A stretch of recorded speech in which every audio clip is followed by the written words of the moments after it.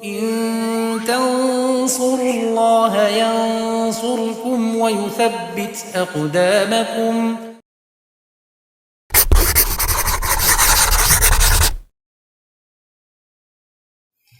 بسم الله الرحمن الرحيم. السلام عليكم ورحمة الله وبركاته. إن الحمد لله نحمده ونستعينه ونستغفره ونعوذ بالله من شرور أنفسنا ومن سيئات أعمالنا ما يهده الله فلا مضل له ومن يضلل فلا هادي له أشهد أن لا إله إلا الله وحده لا شريك له وأشهد أن محمدا عبده ورسوله اللهم صل وسلم وبارك على محمد وعلى آله وأصحابه ومن تبعهم بإحسان إلى يوم الدين أما بعد.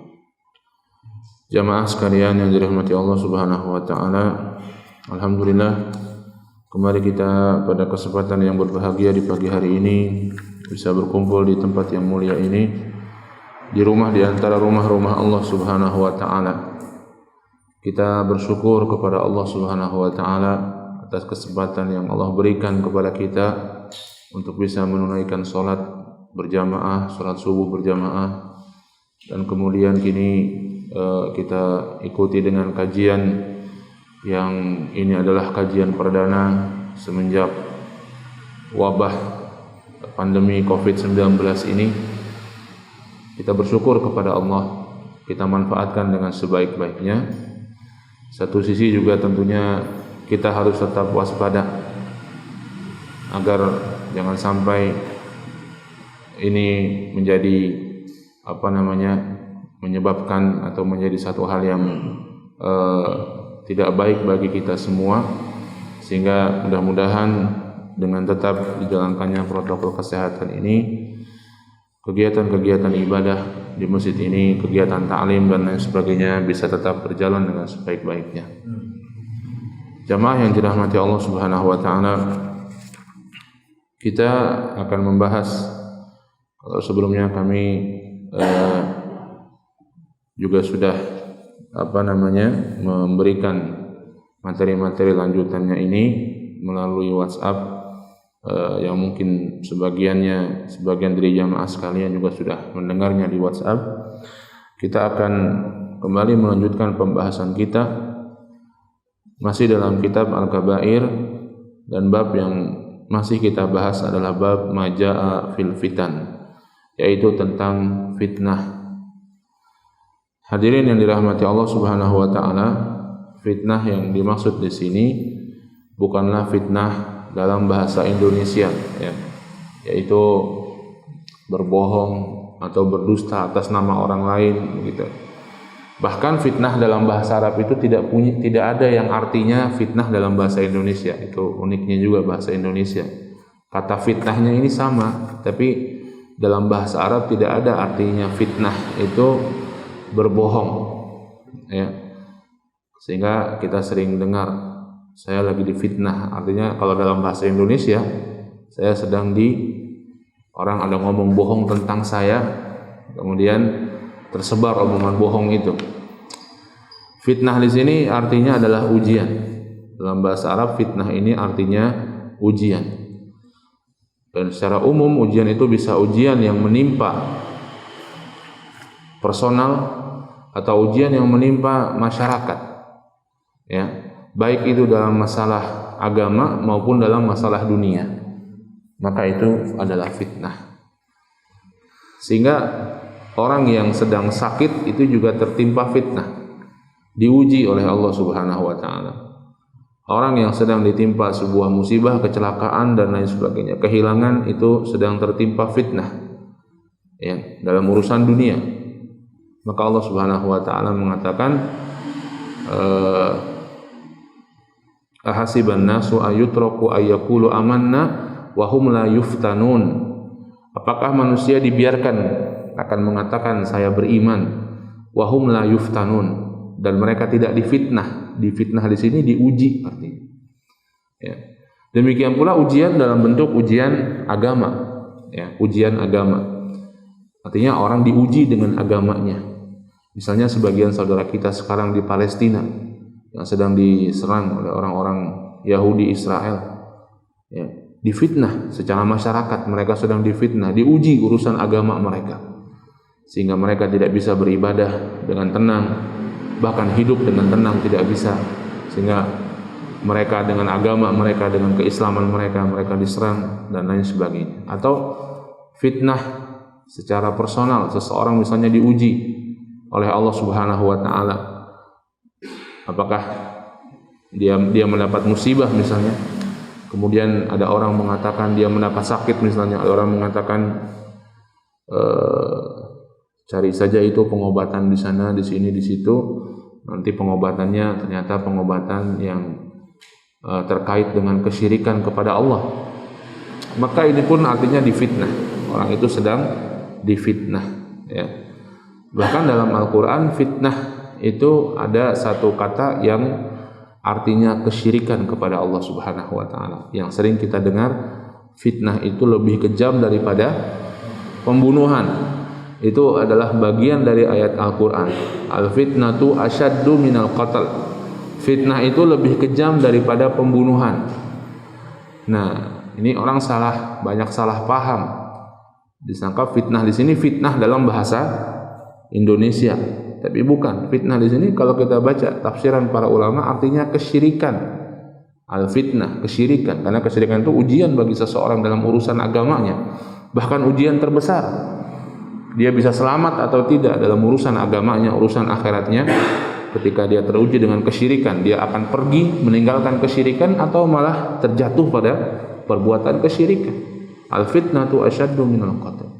Kesyirikan itu lebih dahsyat daripada pembunuhan, dan benar, dosa kesyirikan itu dalam Islam lebih tinggi daripada dosa membunuh, ya. Karena dosa kesyirikan tidak akan diampuni oleh Allah Subhanahu wa taala. Adapun dosa membunuh masih mungkin dapat ampunan Allah Subhanahu wa taala. Ini tentang fitnah yang nanti akan kita bahas pada pembahasan kita dalam hadis maupun dalam Al-Quran maupun dalam hadis Nabi Sallallahu Alaihi Wasallam. Maka dia artinya ujian, huru-hara yang bisa menjatuhkan seseorang, baik dalam urusan dunianya maupun dalam urusan akhiratnya.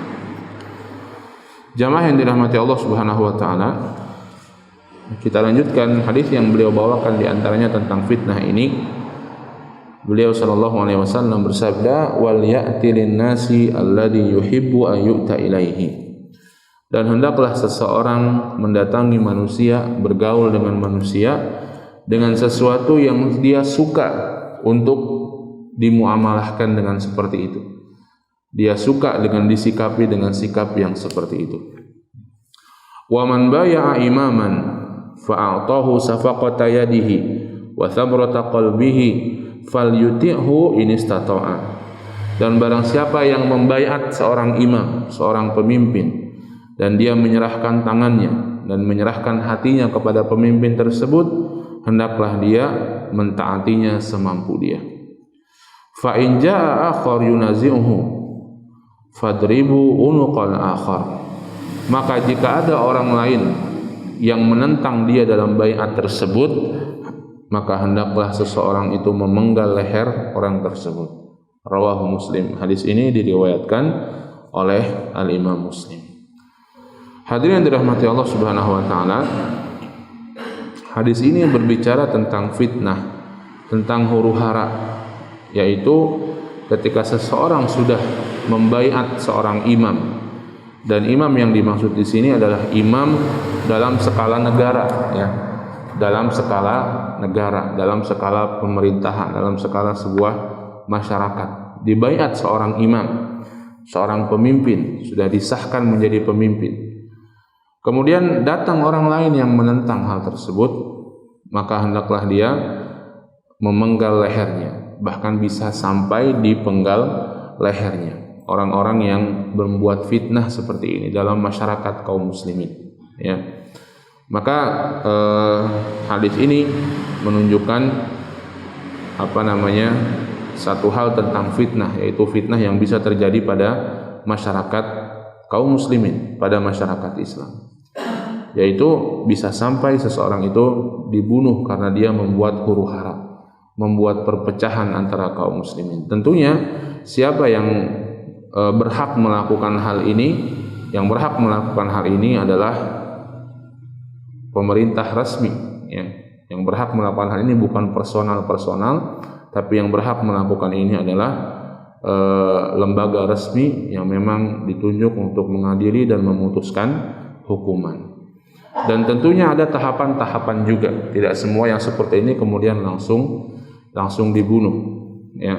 Namun di sini syariat dan dalam hal ini Nabi Shallallahu Alaihi Wasallam memberikan kemungkinan untuk bisa sampai orang seperti ini itu dibunuh, ya, pemberontak, ya, seperti orang-orang yang memberontak, orang-orang yang membuat kekacauan, membuat huru-hara, itu bisa sampai dibunuh dalam hukum Islam. Tentunya tidak semuanya, karena penentangan seseorang kepada pemimpin juga berbeda-beda. Ada yang sampai mengancam keselamatan negara, ada yang mungkin tidak demikian. Ya, bisa juga dengan dialog terlebih dahulu, diajak terlebih dahulu, atau hukuman yang tidak sampai hukuman bunuh, ya, dan bahkan bisa sampai hukuman seperti ini apabila memang sudah sangat parah sekali. Dan ini juga, ya, hadis ini juga menunjukkan betapa pentingnya persatuan umat Islam, pentingnya persatuan kaum muslimin, ya, dalam sebuah kepemimpinan, dalam skala negara, dalam skala masyarakat, ya. Sampai-sampai, ya, dalam hal ini Nabi Shallallahu Alaihi Wasallam membolehkan untuk orang-orang yang memecah belah persatuan umat Islam ini dibolehkan untuk hukuman yang sangat maksimal, yaitu hukuman dipenggal lehernya, ya, karena pentingnya persatuan kaum muslimin. Selain itu juga dalam hadis ini Nabi SAW bersabda di awal, wal ya'ti lin-nasi alladhi yuhibbu ayyuta ilaihi. Hendaklah seseorang datang kepada manusia, bersikap kepada manusia dengan sebuah sikap yang dia suka disikapi, ya. Dalam hadis lain Nabi SAW mengatakan, la yu'minu ahadukum hatta yuhibba li akhihi ma yuhibbu li nafsihi. Tidak beriman salah seorang di antara kalian dengan sempurna sampai dia mencintai untuk saudaranya sesuatu yang dia cintai untuk dirinya sendiri. Hendaklah kita seperti ini dalam bergaul dengan sesama kaum muslimin, ya. Hendaklah kita bergaul dengan sesama kaum muslimin itu seperti kita pengen disikapi oleh seseorang. Kalau kita ingin disikapi dengan baik, maka bersikaplah baik kepada orang. Kalau kita ingin disikapi dengan senyuman, dengan ramah tamah, dengan bahasa yang baik, dengan bahasa yang halus, maka bersikaplah seperti itu kepada orang lain. Kalau kita ingin disikapi dengan kerendahan hati, maka bersikaplah rendah hati kepada orang lain, dan begitu seterusnya. Ya, jangan sampai menjadi orang itu inginnya menang sendiri, ya, inginnya menang sendiri. Dia kalau bicara tinggi kepada orang, kalau bicara inginnya menyakiti orang lain, tapi ketika dia disakiti dia pun merasa sakit. Dan banyak orang yang seperti itu, ya. Ketika bicara kepada orang lain dengan nada yang tinggi, dengan nada yang menyakitkan, dengan kata-kata yang menyakitkan, ya. Tapi kalau dia digituin orang lain, dia juga nggak mau, ya. Maka jangan sampai kita seperti itu. Wal ya'ti lin-nasi alladhi yuhibbu ayyuta ilaihi. Datanglah pada manusia dengan sikap yang kita suka disikapi, seperti itu. Kalau kita suka disikapi dengan baik, maka baiklah pada manusia. Kita suka disikapi dengan ramah, maka ramahlah kepada orang lain.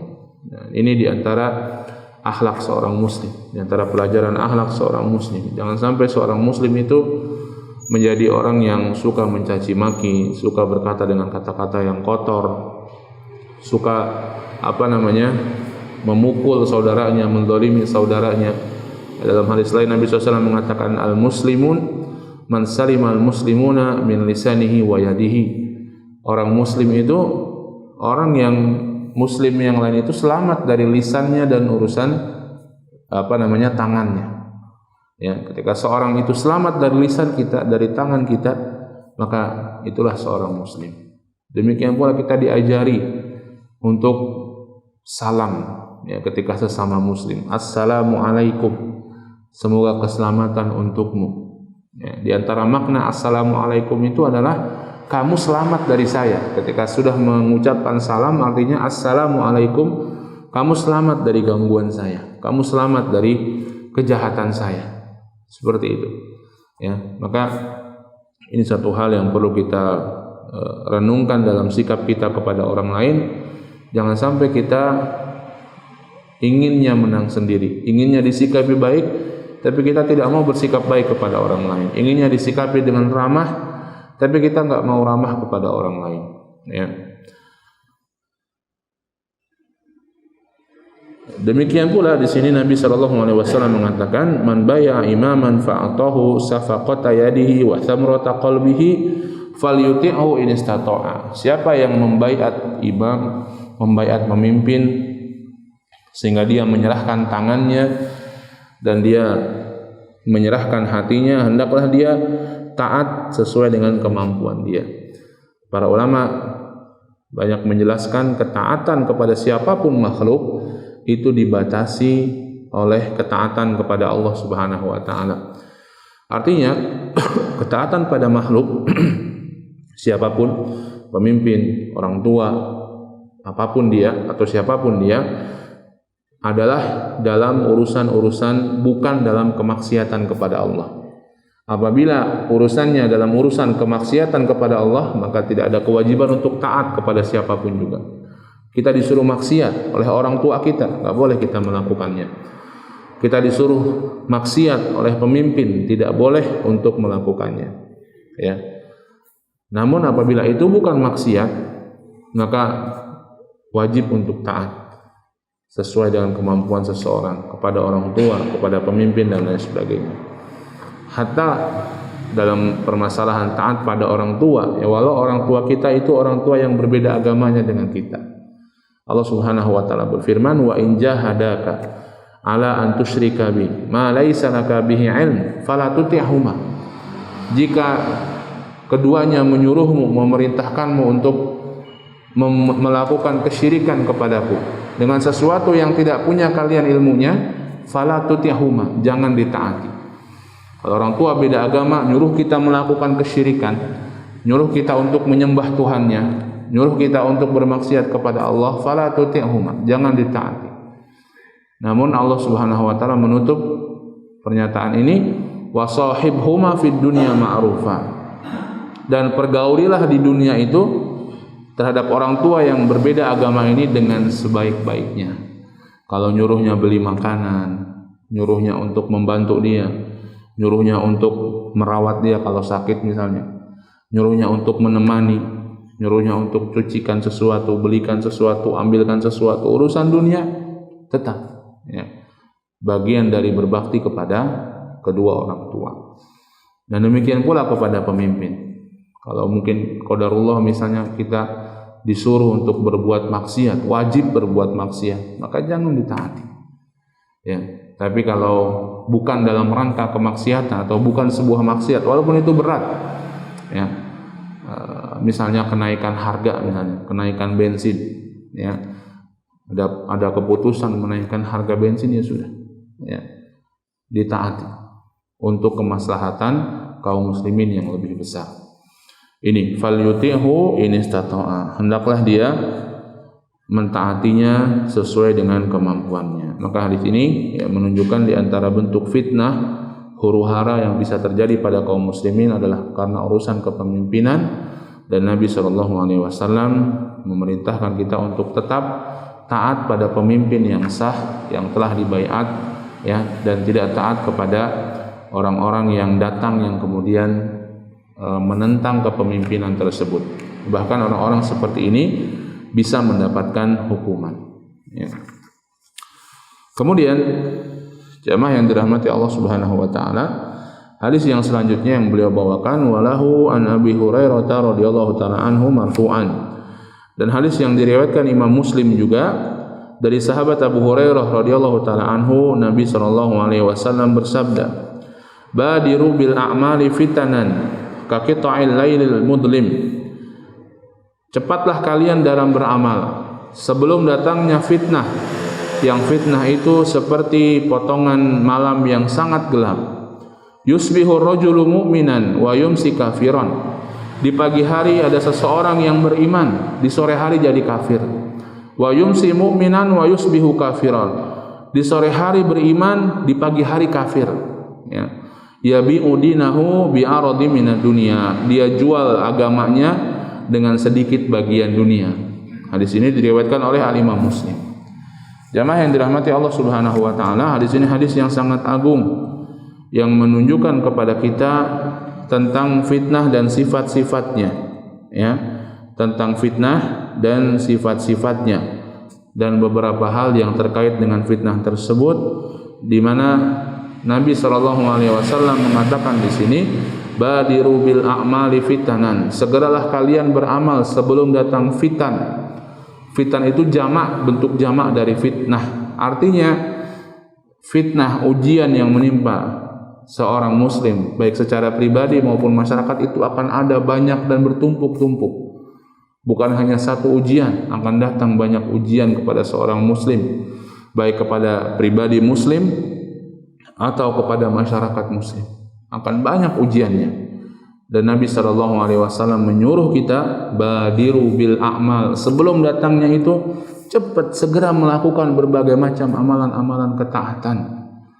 Jangan sampai kita menunggu atau datangnya fitnah sehingga kita nggak bisa berbuat ketaatan kepada Allah Subhanahu wa taala. Subhanallah. Ya. Maka walhamdulillah, ya, misalnya negeri kita ini Allah berikan keamanan kepada negeri kita. Tidak ada Zionis yang mencaplok negeri kita, yang mencaplok masjid kita, tidak ada. Kita masih bisa ibadah kepada Allah di masjid ini dengan sebaik-baiknya. Ya, kita masih bisa bersolat 5 waktu di sini. Kita masih bisa berdoa di masjid ini. Bahkan alhamdulillah sekarang kita bisa mulai kajian juga di masjid ini. Ya, tidak ada ancaman senjata di sini, tidak ada ancaman peperangan di sini. Maka manfaatkan momen ini dengan sebaik-baiknya untuk beribadah kepada Allah Subhanahu wa taala. Jangan kita sia-siakan kesempatan-kesempatan yang masih Allah Subhanahu wa taala berikan. Ya. Demikian pula wabah pandemi ini fitnah, ujian. Ya, mungkin dulu kita Masya Allah soft bisa rapat begitu ya. Soft kita bisa rapat dulu. Kemudian kita bisa kajian, mungkin bisa bebas dan lain sebagainya. Nikmat dari Allah Subhanahu wa taala yang sekarang Allah menguji kita dengan mencabut sebagian nikmat tersebut, sehingga mau tidak mau kita mesti merenggangkan shaf untuk keselamatan. Mau tidak mau kita mesti terus cuci tangan misalnya untuk keselamatan. Demikian pula pembatasan-pembatasan berbagai macam yang kita mungkin kalau dulu lebaran kita bisa mudik, sekarang ada pembatasan demi keselamatan, dan itu patut dan layak untuk kita taati. Tercabut nikmat itu dari kita sebagiannya, ya. Maka jangan sampai yang ada ini kita pun jadi longgar, dalam arti longgar dalam beribadah kepada Allah Subhanahu wa taala. Masih bisa kita sholat, tapi alhamdulillah masih aman kita sholat dibandingkan dengan saudara-saudara kita di Palestina sana. Ya. Jangankan untuk beribadah kepada Allah, untuk hidup sehari saja dipenuhi dengan ancaman, dipenuhi dengan hujan bom, dipenuhi dengan hujan rudal, ya, dan lain sebagainya. Maka Nabi SAW mengatakan badiru bil a'mal fitanan, segera beramal sebelum datang fitnah itu. Atau mungkin fitnah ujian bagi diri seseorang, misalnya datang sakit kepada dia sehingga mungkin dia nggak bisa sholat, ya, sholat pun harus duduk atau harus tiduran, tidak bisa sujud, tidak bisa mengangkat kedua tangannya untuk berdoa mungkin, atau mungkin hilang penglihatannya sehingga nggak bisa baca Al-Quran. Badiru bil a'mal, segeralah beramal sebelum datang fitnah demi fitnah, ujian demi ujian yang datang kepada manusia. Kemudian Nabi SAW menyebutkan di antara sifat fitnah itu adalah kaqita'il lailil mudlim, yang fitnah itu seperti malam yang gelap, potongan malam yang sangat gelap. Yang di malam yang sangat gelap orang susah melihat jalan. Ini jalan apa got, apa selokan, ini jalan apa sungai, ya. Ini jalan bahaya apa jalan yang aman. Orang sulit untuk membedakan berbagai macam hal di malam yang gelap. Nggak ada penerangan, tidak ada lampu, tidak ada senter, mungkin tidak ada cahaya rembulan mungkin. Demikianlah fitnah itu bisa terjadi demikian, membuat seseorang itu tidak bisa membedakan satu dengan yang lainnya, tidak bisa membedakan mana kebaikan dan mana keburukan. Yang baik dibilang buruk oleh orang lain, demikian pula yang buruk dibilang baik. Sebuah kebaikan diperdebatkan tentang kebaikannya, atau sebuah keburukan diperdebatkan tentang keburukannya. Benar nggak ini buruk? Ada orang yang memang di situ ada orang yang memang ikhlas, benar mungkin. Ada orang yang memang sengaja untuk memperdebatkan hal tersebut sehingga membuat seorang muslim menjadi ragu-ragu. Contoh saja mungkin ketika wabah virus ini di awal-awal, atau bahkan sampai sekarang, ya, orang memperdebatkan berbagai macam hal yang terkait tentang fikih keislaman, soft yang longgar misalnya, kemudian pemakaian masker misalnya, ketika sholat, bahkan sampai sekarang diperdebatkan. Kaqita'il lailil mudlim, sehingga bagi sebagai orang menjadi satu hal yang tidak jelas, satu hal yang samar-samar, ya. Ada yang memang ikhlas mungkin dalam diskusi, memang dia ingin mencari kebenaran. Ada orang yang memang sekedar ingin memperkeruh suasana, ya. Sehingga seperti potongan malam, orang nggak tahu yang benar mana, yang salah mana, yang benar dibilang salah, ya, atau yang benar kemudian diperdebatkan kebenarannya, yang salah dibilang benar, diperdebatkan kesalahannya, dan seterusnya, ya. Kaqita'il lailil mudlim, seperti potongan malam yang gelap, kata Nabi. Ini Nabi SAW memberikan sifat tentang fitnah ini. Bahkan efeknya ada yang bisa sangat dahsyat. Efeknya ada yang bisa sangat dahsyat. Apa kata Nabi SAW? Yusbihu rajulu mu'minan wa yumsi kafiran. Ya. Di pagi hari ada orang yang beriman, di sore hari sudah kufur karena fitnah ini. Ya. Ini bicara apa saja, ya. Dan ada yang mungkin seperti ini. Pagi hari beriman tapi sore hari sudah jadi kufur. Karena tadi mungkin, ya, seharusnya yang dia yakini kebenarannya kebenaran Islam, akhirnya sore hari dia sudah ragu dengan kebenaran Islam. Ya. Atau wa yumsi mu'minan wa yusbihu kafiran, kata Nabi. Sore hari beriman, pagi hari sudah kufur. Sudah hilang keimanan dalam hatinya. Sudah meragukan tentang Islam. Menjadi orang-orang yang kufur, atau orang-orang yang musyrik, atau orang-orang yang munafik, orang-orang yang menentang Allah dan Rasulnya, padahal pagi harinya masih beriman. Dahsyatnya fitnah itu bisa sampai membuat kondisi seorang terbalik 180 derajat. Dari beriman menjadi kufur, dari kufur menjadi beriman, ya. Saking dahsyatnya fitnah tersebut. Apa sebabnya dia bisa seperti itu? Kata Nabi SAW, yabi'u dinahu bi'aradi minad dunia. Sebabnya apa dia bisa tercemplung ke dalam fitnah, ke dalam ujian dan tidak selamat, ya, tidak selamat dari ujian ini? Yabi'u dinahu bi'aradi minad dunia. Ini bahaya. Dia jual agamanya dengan sepotong dunia. Dia jual agamanya, yang itu keselamatan hidup dia di dunia maupun di akhirat, dengan sepotong bagian dunia. Subhanallah. Maka ini juga mengisyaratkan bagaimana kita selamat dari fitnah itu, yaitu berpegang teguh dengan agama kita. Berpegang teguh itu gimana? Kita harus paham dulu agama kita. Bagaimana kita bisa berpegang teguh dengan sesuatu yang kita tidak pahami bagaimana hal tersebut. Yang kita harus pahami agama kita. Berpegang teguh, istiqomah di atas agama. Istiqomah menjalankan kewajiban, istiqomah menjalankan ketaatan, baik amalan-amalan yang wajib maupun amalan yang sunnah. Istiqomah dalam meninggalkan hal-hal yang diharamkan oleh Allah, hal-hal yang dibenci, hal-hal yang dimakruhkan. Istiqomah itu kuncinya, ya.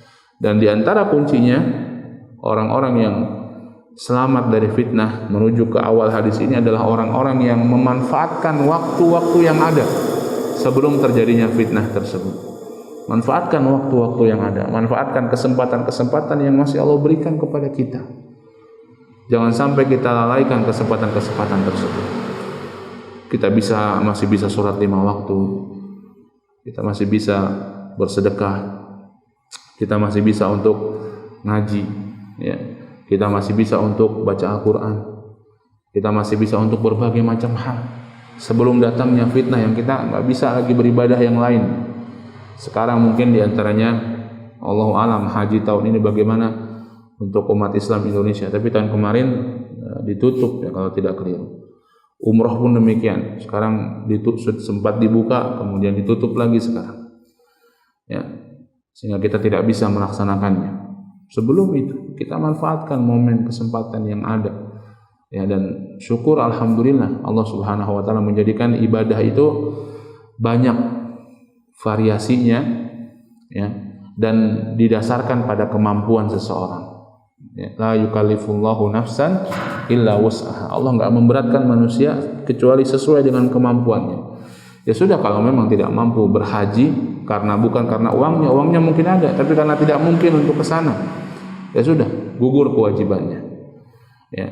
Tidak mampu umrah, gugur juga disyariatkannya umrah tersebut bagi orang tersebut. Walaupun mungkin sudah daftar, sudah bayar dan lain sebagainya. Dan alhamdulillah Allah memberikan berbagai macam variasi ibadah. Uangnya mungkin kalau masih ada kemungkinan ya kita bisa tahan uangnya.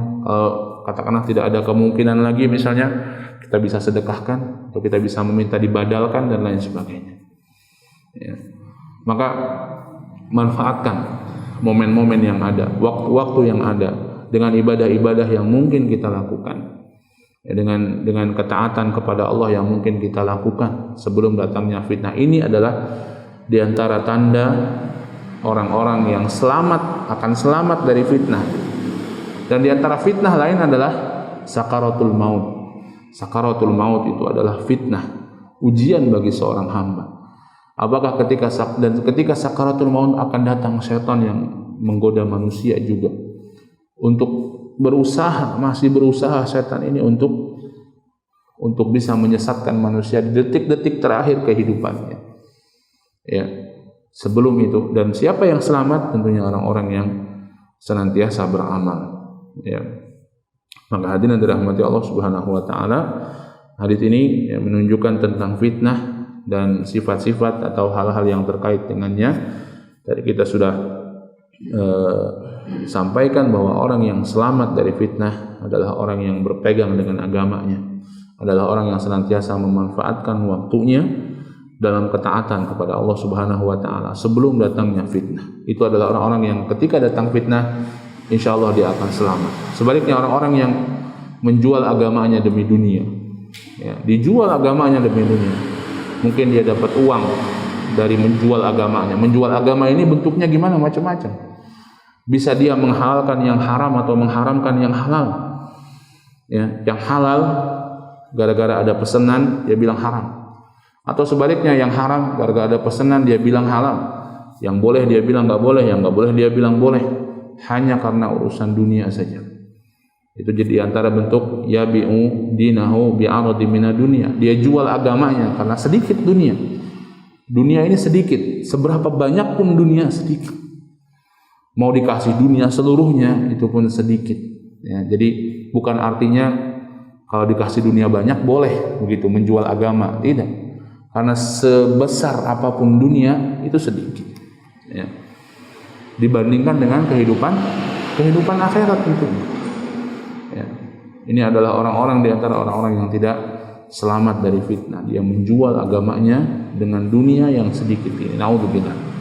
Semoga kita terlindung dari hal tersebut. Jamaah yang dirahmati Allah Subhanahu wa taala. Satu hadis lagi mungkin, saya panjang nanti kita mungkin masih kita lanjutkan pada pertemuan-pertemuan selanjutnya. Walahu an Ma'qal ibn Yasar marfu'an, dan juga diriwayatkan Imam Muslim dari sahabat Ma'qal bin Yasar radhiyallahu taala anhu bahwa Nabi sallallahu alaihi wasallam bersabda, al ibadatu fil harj ka hijrati ilayya. Ibadah saat terjadinya fitnah itu seperti hijrah kepadaku, kata Nabi. Ibadah saat terjadinya fitnah, saat terjadinya kesusahan, saat terjadinya huru-hara, begitu ya. Mungkin seperti sebagian saudara kita di Palestina sekarang yang masih bisa mereka tetap mencoba beribadah kepada Allah, tetap beriktikaf di bulan Ramadan kemarin, tetap mereka berpuasa, tetap mereka sholat, subhanallah. Ya. Atau mungkin sebagian kita di sini tetap dalam ketika kesulitan tetap berusaha untuk beribadah kepada Allah semaksimal kemampuan dia. Orang-orang yang seperti ini yang menghadapi fitnah dengan tetap beribadah kepada Allah, kata Nabi SAW, memberikan pahala yang besar, kahijrati ilayya, seperti orang yang berhijrah kepadaku. Subhanallah. Hijrah itu bukan hal yang mudah. Hijrah di zaman Nabi, ya. Hijrah itu ada definisi khusus, ada definisi umum. Definisi khususnya itu hijrah dari Mekah ke Madinah yang terjadi pada zaman Nabi dahulu. Itu definisi khususnya. Definisi umumnya meninggalkan yang Allah larang. Dan itu terjadi sampai hari kiamat. Jadi hijrah dari yang haram menuju yang halal. Ini hijrah yang mana? Kahijrati ilayya artinya definisi khusus. Seperti orang-orang yang dulu berhijrah dari Mekah ke Madinah, dan itu nggak gampang.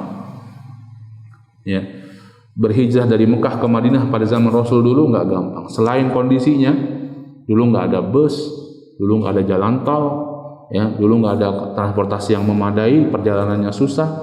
Mau hijrah dia artinya meninggalkan harta, meninggalkan keluarga yang ada di Mekah. Ya, sebagian sahabat meninggalkan semua hartanya yang sudah dia kumpulkan, ditinggalkan hartanya demi berhijrah kepada Nabi SAW. Sebuah pahala yang besar.